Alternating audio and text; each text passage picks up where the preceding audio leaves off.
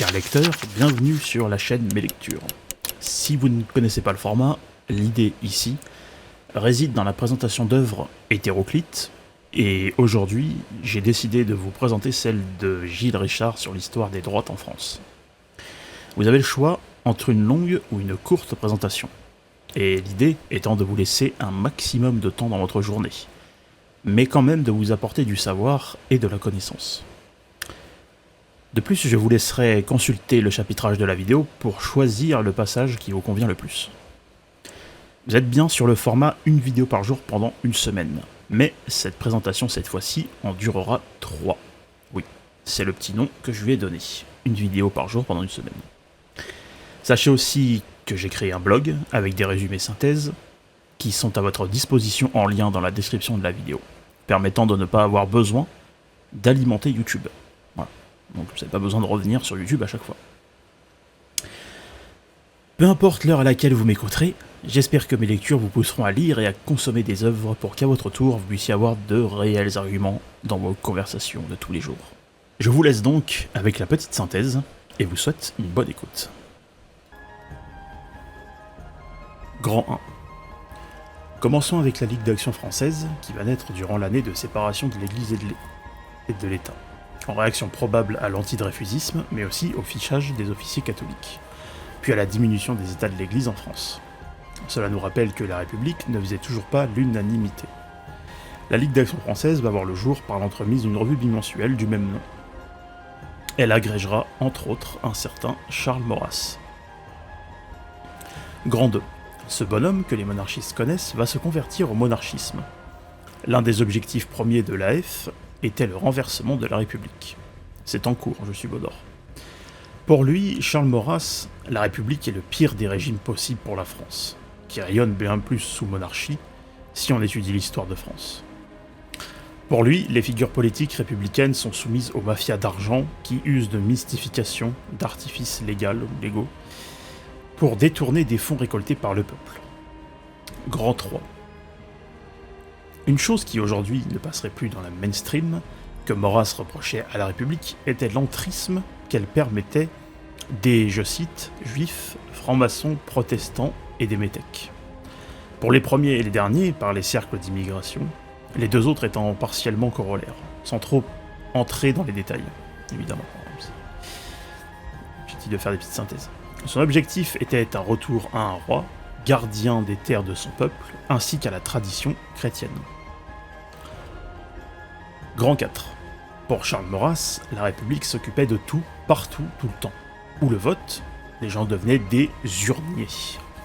Le repoussait dans ses retranchements les plus lointains, sur des questions bien souvent épineuses, souvent sans la connaissance requise nécessaire. On parle après, dans l'œuvre, de fédéralisme proudhonien. Ceux qui connaissent Proudhon savent de quoi je parle, je pense. Ce n'est pas encore mon cas. L'Institut d'AF, donc d'Action Française, vit le jour en 1907 avec pour objectif de former la jeunesse intellectuelle qui était hostile à l'encyclopédie, au site, destinée à former les futures élites du pays. Elle rencontrera un certain succès.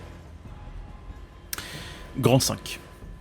Pour étendre encore un peu l'apport de connaissances sur ce grand titre, on apprendra à la page 147 que la France avait des emprunts au répertoire de l'Action Française sur les camelots du roi, ou encore des cahuts ou des chahuts des pièces juives. Concernant la vérité sur la pucelle d'Orléans, pour passer du coq à l'âne, un certain Maurice Pugeot en aurait rétabli la vérité en escortant ces fameux camelots du roi. Contrairement à la gueuse, symbole d'une populace livrée à des prédateurs affairistes, narrateurs en puissance, incorporateurs de récits, usant de marketing, donc en tout cas des prémices de ce qu'on pourrait aujourd'hui appeler le marketing pour déstructurer le tissu social. Et plein d'autres choses encore que je vous laisserai découvrir dans cette grande synthèse. Maintenant que nous avons vu le petit résumé, je vous laisse découvrir la grande synthèse. L'Action française et le nationalisme intégral. Donc, rappelons-le encore une fois, mais la Ligue d'Action Française va naître durant l'année de la séparation de l'Église et de l'État. Cela rappelle que la République ne faisait toujours pas l'unanimité en France, dit ou d'un l'auteur.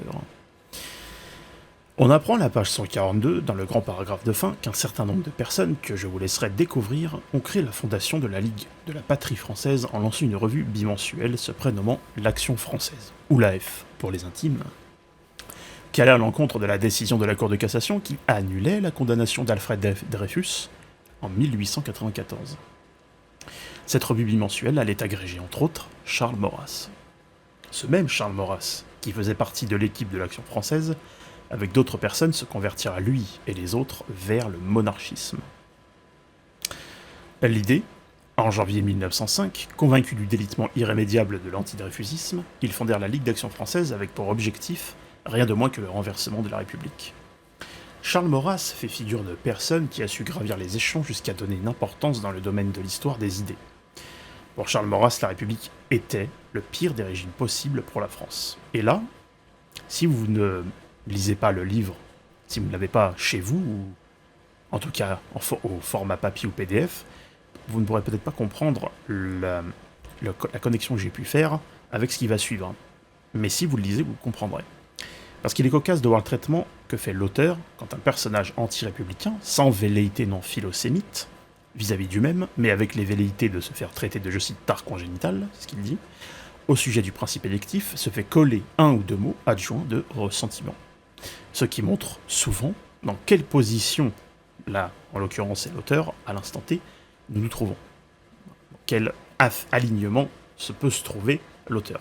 Ça peut être une piste pour savoir si, admettons un jour, je rencontre cet auteur et que je lui parle notamment de cette période-là et des Juifs, et que par exemple je fais des croisements avec l'œuvre de William Marr, de voir la réaction qu'il pourrait avoir.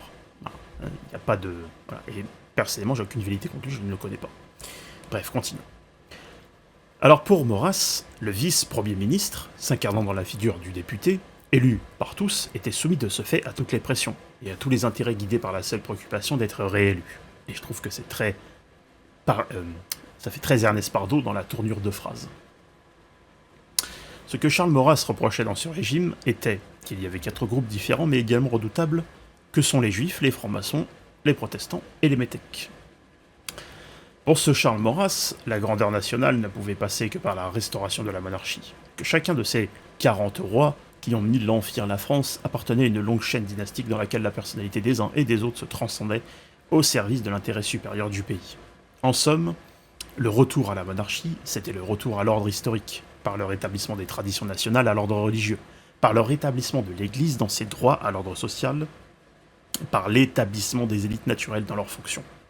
Éternel retour à cet état naturel des choses, à la tradition, au dur. Voilà. Je saute à un paragraphe entre la page 144 et 145 pour continuer avec Charles Maurras, où il disait que la Révolution était notamment condamnée pour avoir mis sur pied un État qui s'occupait de tout, envahissant tout, ce qui ne l'empêchait pas, par un paradoxe, prouvant son caractère monstrueux, de forcer les Français à se prononcer par le vote sur les questions les plus lointaines, les plus profondes et les plus épineuses de la politique générale. Et en fait, à partir de là, il est aisé pour une population majoritairement rurale, comme nous avons pu le voir avec l'histoire du métayer, qui reçoit un bulletin de vote contraire à ses réalités, de lui faire prendre des décisions à la barre par d'autres, souvent par une, comme le dit pas mal Pierre-Yves Augeron, par une xénocratie, en lui imposant un récit par la tignasse de ses cheveux. Alors des fois, c'est pas forcément directement ce qu'on pourrait imaginer dans le mot xénocratie, c'est-à-dire des gens qui sont vraiment à l'extérieur du pays, qui le pilotent depuis l'extérieur, mais qui peuvent être une espèce de demi-xénocratie. On est français, mais par intermittence. Ça revient presque au même, vous me direz. C'est comme demander à une caissière, sans connaissance pour faire une analogie, ni savoir de prendre des décisions qu'un ingénieur prendrait pour réparer, rafistoler ou imaginer que sais-je encore. C'est le meilleur moyen de créer une sorte de schizophrénie dans le tissu social d'un peuple. Et évidemment, je n'ai rien contre les caissières. Je préférerais même qu'elles reviennent dans les magasins quand j'y vais de temps en temps. Parce que régler ses achats et régler ses courses de la semaine ou du jour par une machine qui vous dit rien, bon, et en plus on est obligé de faire le boulot nous-mêmes. Enfin bref, pardon. Continuons. L'idée était de reconstruire l'État sur le principe de la subsidiarité. Le reste du grand paragraphe de la fin de la page 145 parle des inspirations de Charles Maurras, notamment du fédéralisme proudhonien, que personnellement je n'ai pas étudié. Je n'ai pas étudié Proudhon, je sais que comment s'appelle-t-il, Alain Soral en parle souvent. Enfin, il fait souvent référence à Proudhon. On apprend, page 146, que la Ligue, dérivée de l'Action française, tient son premier congrès en 1907. Une année plus tôt, en février, vu l'Institut d'Action française être mis sur pied, qui était une contre-université qui se voulait être l'Institut, se voulant le lieu de formation de la jeunesse intellectuelle hostile à l'encyclopédie. Aux futures élites du pays, quand aurait été abattu leur hégémonie. Bon, je pense que pour eux, à mon avis, leur hégémonie, c'est le régime républicain. D'ailleurs, à la fin de la page 146, l'auteur dit que l'Action française rencontrera vite un certain succès dans la jeunesse lycéenne étudiante à Paris et dans quelques grandes villes séduites par l'exigence intellectuelle de cette école politique. Le grand paragraphe de la page 147 explique les innovations et emprunt au répertoire de l'Action française sur les camelots du roi, ou encore des cahuts des pièces juives. On apprend plus bas qu'un certain Maurice Pugeot, qui escortait de ces camelots, rétablit la vérité sur la pucelle d'Orléans, contrairement à Marianne, la gueuse, symbole d'un pays livré à la populace. Alors, comme je disais au-dessus, c'est pas péjoratif dans le sens où si on donne, comme je disais plus haut avec la caissière, si on donne des tâches à quelqu'un qu'il n'est pas capable de réaliser, il va faire quelque chose de beaucoup plus simple, peut-être pas simpliste, mais beaucoup plus simple, parce qu'il aura peut-être une certaine pression derrière lui, et quand il va la réaliser, ceux qui instiguent ou ceux qui voient ça, et qui ont des velléités envers la France, donc ce qu'on appelle une xénocratie, vont voir justement une brèche dans laquelle s'engouffrer pour pouvoir manipuler plus simplement les peuples, puisqu'on les met dans un état qu'ils ne sont pas capables de gérer à 100%. Voilà, donc moi c'est plus comme ça que je le vois. Et c'est malsain, quelque part, parce qu'on crée de la dissension dans le tissu social, on le déstructure petit à petit. Et comme le dit aussi, comment il s'appelle comme le dit Jean-Maxime Corneille aussi dans une de ses vidéos, je sais plus si c'est celle sur sa chaîne ou celle sur GPT, mais je crois que c'est sur les deux, où il dit que le créer de la dissension dans un peuple, c'est comme le tuer à petit feu. Et c'est vrai, parce que si on tue une personne qui crée de la dissension tout autour, on éteint la dissension. Si on laisse la dissension se faire et que la dissension tue des milliers de personnes, au final, c'est pire qu'en tuer une seule. Mais dans tous les cas, ça reste, excusez-moi le terme, ça reste dégueulasse. Je fais exprès de le dire comme ça pour YouTube, on sait jamais. Bref, peu importe, continuons. Le grand paragraphe de la fin de la page 147 parle des emplacements géographiques où résidait la résistance de l'Action française, mais aussi des vues de la papauté sur celle-ci, puisqu'elle voyait en elle une aide inattendue apportée à l'Église à l'heure où Pie X condamnait le modernisme. Et ça pourrait être intéressant de voir si, dans son entièreté, le modernisme est hérité du positivisme, qui est passé après par Auguste Comte, etc. Et donc, en fait, qui a donné, on va dire, entre guillemets, le scientisme, parce que je suis pas sûr, c'est peut-être une assertion que je vais faire, est-ce que c'est une branche de la science? Je suis pas sûr. Je mets ça de réserve pour une prochaine fois, si vous voulez bien. Pour l'Action française, l'antidreyfusisme de la République, tout ce qui a gravité autour, était considéré comme le témoignage quotidien du crime contre les lois et contre la patrie, par le plus haut tribunal de la République. Pour l'auteur, en tout cas ce qui est dit dans le bas du grand paragraphe de la page 148, puis dans le premier de la page 149, c'est que l'Action française, malgré son titre, ne disait pas grand-chose sur les actions concrètes à amener pour parvenir au but, et que la majorité des nationalistes de l'époque ne rejoignirent jamais l'Action française. Alors, bon, je mets un petit disclaimer là-dessus, ça reste à observer, ça reste à aller chercher, à aller fouiner à gauche à droite sur Internet pour voir si c'est réel. Peut-être même étudier un livre de l'Action française, de l'histoire de l'Action française et des personnes qui l'ont entouré. Voilà. Enfin voilà, bon voilà, c'était tout pour aujourd'hui. Je vous souhaite une excellente journée, une excellente soirée, peu importe l'heure à laquelle vous m'écouterez. N'hésitez pas à partager cette vidéo, n'hésitez pas à commenter aussi, pour le référencement, c'est toujours excellent. Et puis, évidemment, allez ouvrir un livre, c'est très important, et cherchez-en aussi sur Internet. D'ailleurs, j'ai, petit post-scriptum de fin, j'ai écouté une vidéo hier de Jean-Maxime Corneille, mais c'est pas forcément que celle-ci, c'est aussi sur la longueur, même sur GPTV. d'un certain, je crois, Haute Cloque, mais je me rappelle plus de son prénom. Peut-être Alexis, je suis pas sûr. Sur un livre que j'ai entendu hier, qui avait l'air vraiment intéressant. Si vous arrivez à l'avoir, ce livre, je serais vraiment très...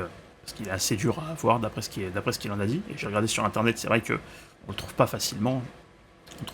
On le trouve pas facilement. Qui s'appelle Les Mangeurs d'or et les usuriers à Paris, je crois. Voilà, quelque chose comme ça.